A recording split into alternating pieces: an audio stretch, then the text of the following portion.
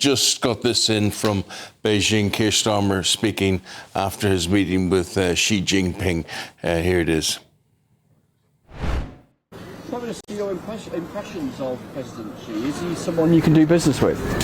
Yes, we had a very good, productive session with real concrete outcomes, and it was a real strengthening of the relationship, and that's in the national interest because, of course, there are huge opportunities here in China. It's the second biggest economy in the world, and that's why we've got such a big business delegation. A lot of the discussion was about how we open up access for those opportunities, focusing, as I always do, on how is this going to be delivered back in the United Kingdom, how does it benefit people back at home. And we made some really good progress on tariffs for whisky, on visa-free travel to China, and on information exchange and cooperation on irregular migration, focusing particularly on small boats and engine parts. So a very good constructive meeting with real outcomes, and that's very much in our national interest. Yeah, tell us more about those concrete outcomes as you describe them, say on visa-free travel. What in specific terms have you agreed? Well, we've agreed that on tariffs for whisky, we're looking at how they're to be reduced, what the time frame is, visa-free travel, how far, how much, and when that can start, and on the information exchange on small boats, the cooperation that we need within a dialogue actually about greater strategic focus on security and defence. But for us it's very important on small boats that we get our arms around the engines that are being used in those small boats. So on all those three areas, but they're examples of a much wider opening of access for business that we discussed at great length in terms of the fact that after 8 years, this is the first visit by our Prime Minister, and we wanted to make sure that we've got that strategic approach on all of these issues. President Xi's words and his tone seemed warm. What do you say to folk back home who might feel a bit squeamish about that? Well, we did have a good meeting, and a long meeting as well. We had the formal parts, we had some informal parts, and then we continued over lunch, and so the relationship is in a good place, a strong place. And what I'd say to everybody here is that I always act in our national interest, and therefore the question for me is how does this accelerate and deliver back at home? I know that whatever's going on in the world, the most important thing to the vast majority of people is the cost of living. So opening up access to business, opportunities, seizing those opportunities, which then gets reflected in better businesses, in jobs, in price reductions at home, really, really matter. And so we made real progress on all of those areas. Using the internet without a VPN, a virtual private network, is a bit like taking to the road without car insurance. All it takes is one unlucky moment to cost you a lot of cash. This video's sponsor is Private Internet Access. They are the VPN to help keep you safe. Click the link in the description below to find out why over 30 million people have downloaded PIA to protect themselves online. A virtual private network is an app that hides your IP address and helps keep your data private. When you're browsing the internet at home, you give up a large amount of data to businesses, to shops, and indeed to social media giants too. Hackers have the ability to steal your personal data with ease, including sensitive information such as passwords, keystrokes, and even your personal photos. Private Internet Access helps protect your personal data by encrypting your internet connection to keep your data out of the hands of cyber criminals. And it's not just hackers either to be concerned about. Information can be censored too. When Canada passed their C-18 bill, social media giants decided to ban news content on their platforms. But PIA can protect your ability to consume the news and content you love.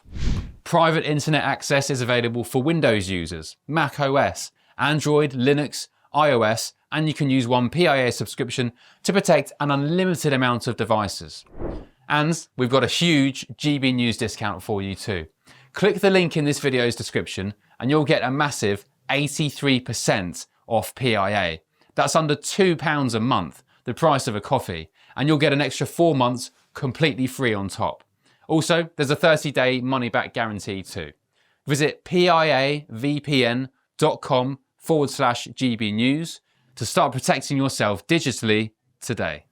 There are, though, big differences, significant differences between the UK and China in terms of outlook. How forcefully did you raise issues such as the jailing of the pro-democracy campaigner Jimmy Lai, the treatment of the Uyghurs, for instance? Well, we raised those issues as you would expect. Part of the rationale for engagement is to make sure that we can both seize the opportunities that are available, which is what we've done, but also have a mature discussion about issues that we disagree on. Were they listening on that, you think? Yes, we did have a respectful discussion about that, raised those issues, as you would expect.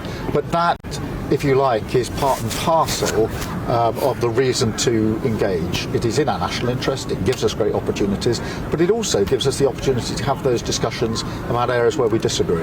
A final question on a wider topic. President Trump has said a massive armada, as he described it, is moving quickly towards Iran and that time is running out. Is time running out? Do you think President Trump is acting in the appropriate way here?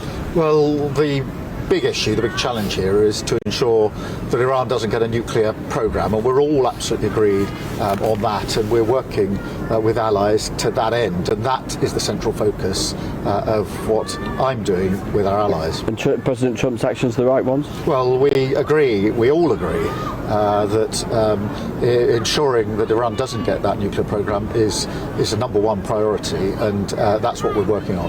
Prime Minister, thank you. Thank you. Well, let us work on Christopher Hope now as we join him live there from Beijing. The Prime Minister seems quite upbeat. Relationships seem quite cordial in the whole issue. But I don't know about you, Christopher, but just general mood. I mean, he kept talking about engine parts for small boats and whiskey and whatever. But, you know, I'm not sure. What did you take away as the big achievement in all of this?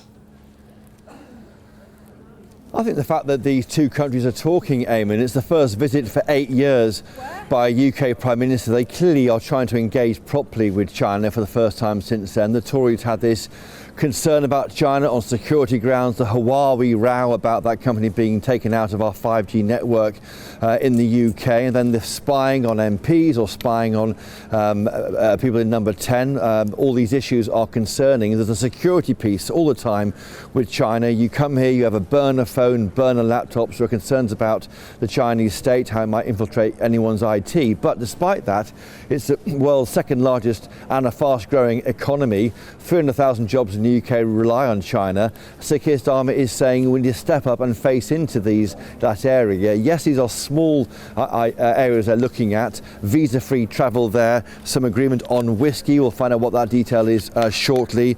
Asked in that clip there, is that a man I can do business with? The PM said yes. I think this is an attempt here. The PM's focus is always on cost of living, the sluggish economic growth at home, and how China can help grow that. And that's why he's come. One of the big things, as I sort of mentioned earlier, was the small boats. That was supposed to be a big deal that he's come up with Xi Jinping. Can you give us more detail on that? Yeah, it's limited so far. Essentially, it's UK and Chinese enforcement working together against criminal gangs. So it's not the kind of state infrastructure so much as the police infrastructure working to try and stop those gangs taking people across the continent from northern France. 60% of the engines which are used on those small boats are made in China. The idea is if they squeeze the supply of those engines to the people who use them in northern France, it will stop the boats coming across.